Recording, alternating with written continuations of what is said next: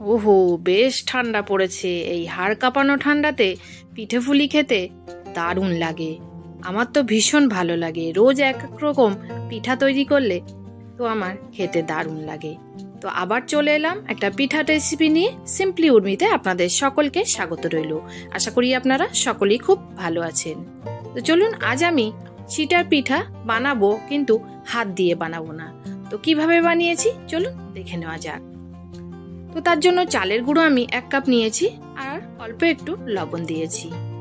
দিয়ে ওদিকে আমি জল, একদম ঈষৎ উষ্ণ হাতের খুবই হালকা গরম জল দিয়ে এটাকে আমি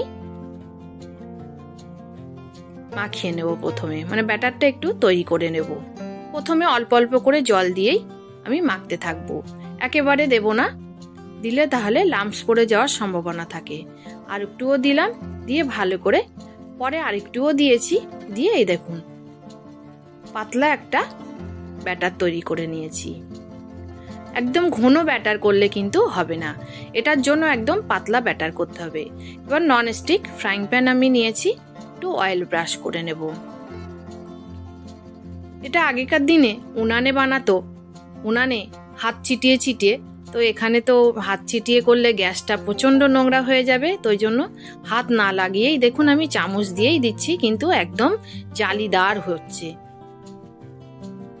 এটা তো হয়েছে, পরের গুলো আরো সুন্দর হবে। দেখুন এই প্রথমটা তুলে নিলাম। এটা ক্রিস্পি করেও ভেজে নেওয়া যায়, গরম গরম ক্রিস্পি হবে, কিন্তু ঠান্ডা হয়ে গেলে আবার নরম হয়ে যাবে। দ্বিতীয়টা দেখুন কি সুন্দর হয়েছে। এরকম ভাবে সবগুলো বানিয়ে নেব। প্রচন্ড জালিদার হয়েছে, আর এটা খেতে এত ভালো লাগে। ব্রেকফাস্ট বলুন বা সন্ধেবেলা বলুন, যে কোনো সময় এটা খাওয়া যায়। আর এত জালিদার, এত সুন্দর হচ্ছে কি বলবো। তো এরকম ভাবেই আমি চামচ দিয়ে করব, আমার গ্যাসও নোংরা হবে না, আর চিটা পিঠা অলরেডি বানানো হয়ে যাবে। তো এরকম ভাবে আমি সবগুলো বানিয়ে নেব।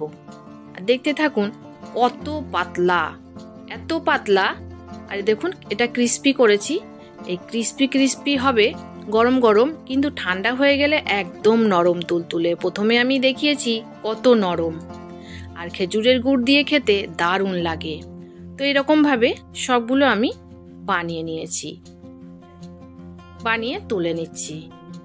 আর একটাও বানিয়ে দেখাই যে কেমন হচ্ছে। প্রত্যেকটাই খুব ভালো হয়েছে, প্রথমটার থেকেও পরের গুলো আরো ভালো হচ্ছে, কারণ তাওয়াটা খুব হিট হয়ে গেছে, দেওয়া মাত্রই জালি তৈরি হয়ে যাচ্ছে।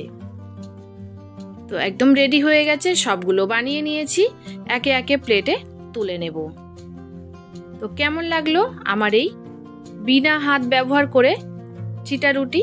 যদি ভালো লেগে থাকে অবশ্যই লাইক, শেয়ার, কমেন্ট করতে ভুলবেন না। আর নতুন বন্ধুদের কাছে রিকোয়েস্ট রইল চ্যানেলটি সাবস্ক্রাইব করে আমার পাশে থাকার জন্য। আর ফেসবুক থেকে দেখলে অবশ্যই পেজটি ফলো দিয়ে রাখবেন। আর এই দেখুন ঝোলা গুড়, একদম তাজা খেজুরের গুড়, এই দিয়ে খেতে দারুণ লাগবে। তো কেমন লাগলো অবশ্যই কমেন্টে জানাতে ভুলবেন না। আবার দেখা হবে অন্য কোনো নতুন রেসিপির সাথে। আর যদি আমার এই রকম রেসিপি, নতুন নতুন রেসিপি পেতে মন চাই, অবশ্যই চ্যানেলটি সাবস্ক্রাইব করে আমার পাশেই থেকে যেতে পারেন। আবার হাজির হয়ে যাব অন্য কোনো নতুন রেসিপি নিয়ে। আজ আসি, সবাই ভালো থাকবেন। সবাইকে ধন্যবাদ জানিয়ে এখানেই শেষ করছি।